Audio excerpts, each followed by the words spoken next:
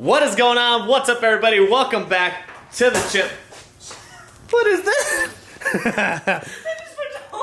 You poked a hole in my box! What is that? I don't know.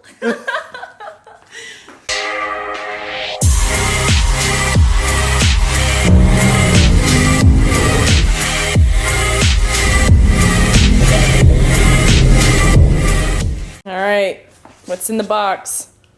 Oh, it looks sharp. Let's show them. Let me open that. What is that?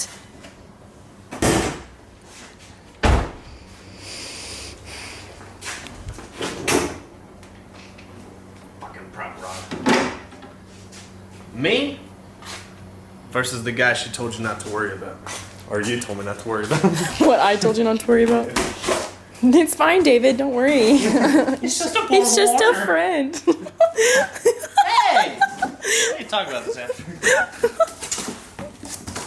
Wow, this actually even came with gaskets too. Precision didn't come with its own gaskets. Oh. Oh, she big. Oh my god, it's massive. I'm gonna hold this. Holy shit! Oh my. That'll suck you! This is a family channel. Can't complete that. Yeah, what? What the monkey? Definitely the guy she told you not to worry about. Oh my gosh! Big old barbed water coming through. Is it gonna fit? You heard of BBC? This is BBW. Big barbed water. Oh my gosh. Oh my gosh, this is massive. That's Okay, awesome. let me set this girl down. This thing is massive. So here's the thing, actually. This side, so your cold side, the inducer wheel, they're actually the same. That's a 76 millimeter, and that one down there, you can't see it right now, is a 76 millimeter. What's so crazy, before we jump onto the exhaust side, what's so crazy is the actual cover. Like, this compressor cover is massive. This has a 5-inch intake on it, whereas that's like a little 3-inch.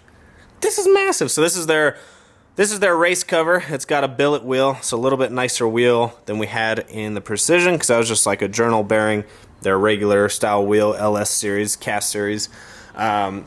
What was happening was the exhaust side is the side that we were choking up on. So this doesn't look as big because this freaking compressor side is so huge, but it actually is a lot bigger than that. So this is a 0.96 AR, the ratio for the exhaust housing. This one's a 110.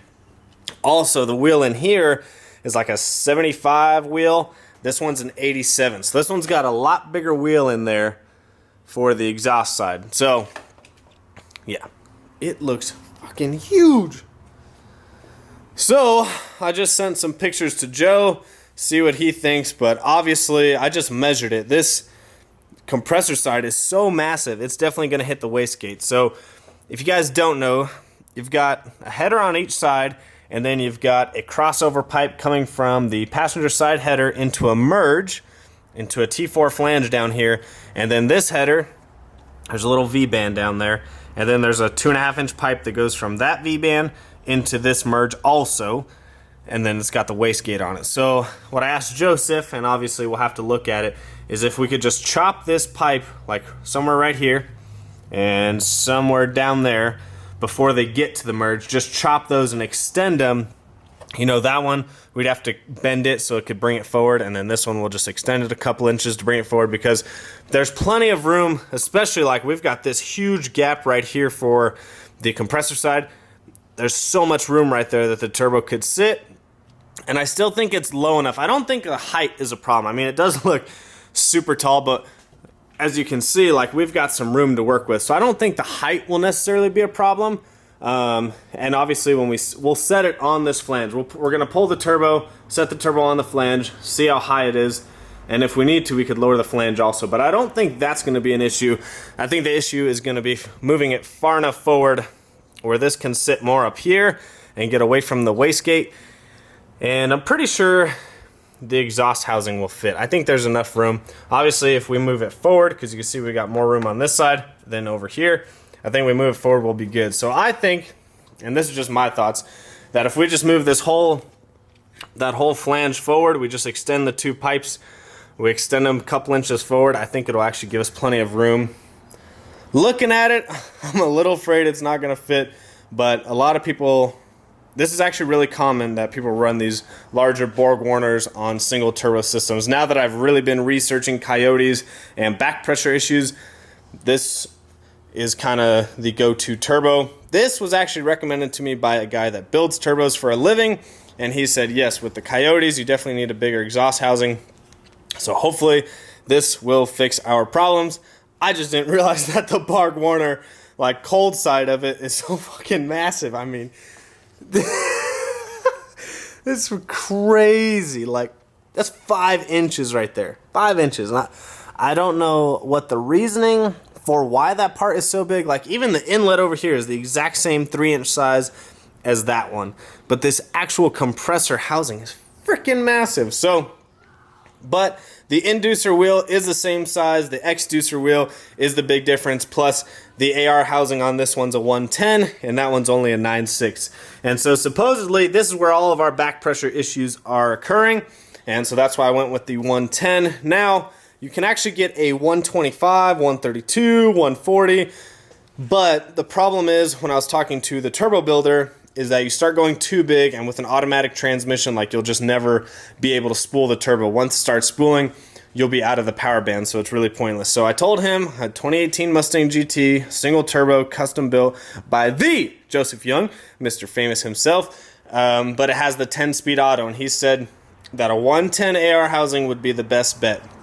Now, I could have gone bigger on this side, and, you know, I might in the future when I need to make more power, but for now, I wanted to keep the 76 millimeter because that'll make the power that I want to with this car.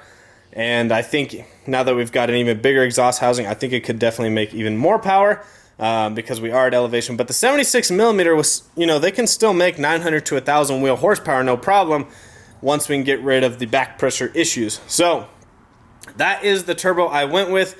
It's technically, they call it an S476R.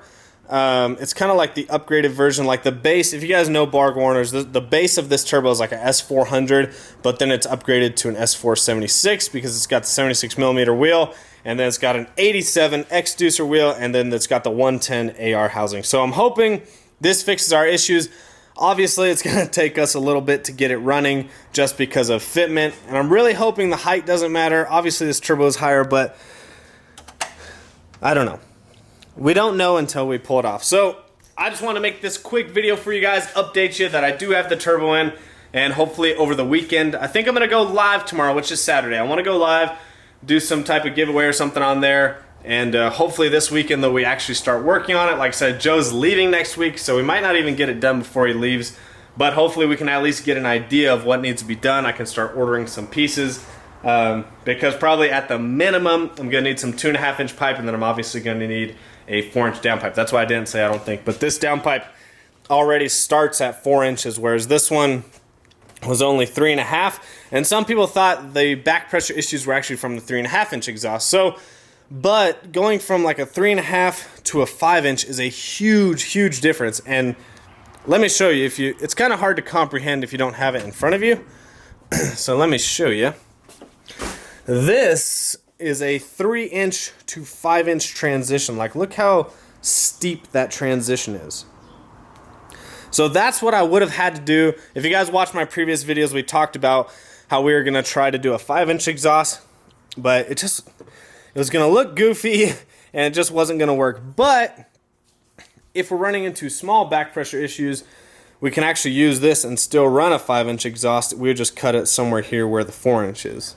What you think about my new girl? Good luck with that.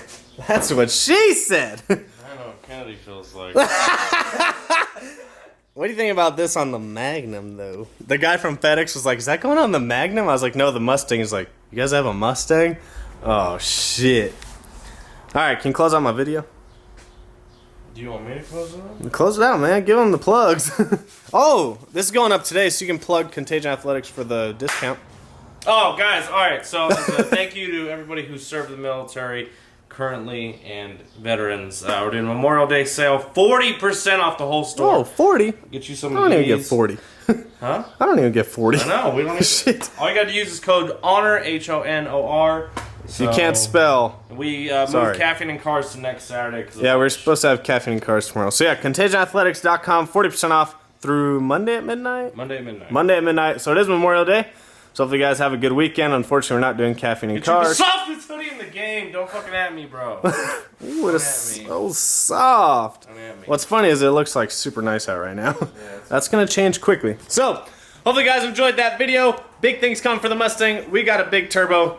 We'll see you guys on the next one. Make sure you always comment, like, subscribe. Follow me on Instagram and Snapchat at Bambi39. We'll see you guys on the next one.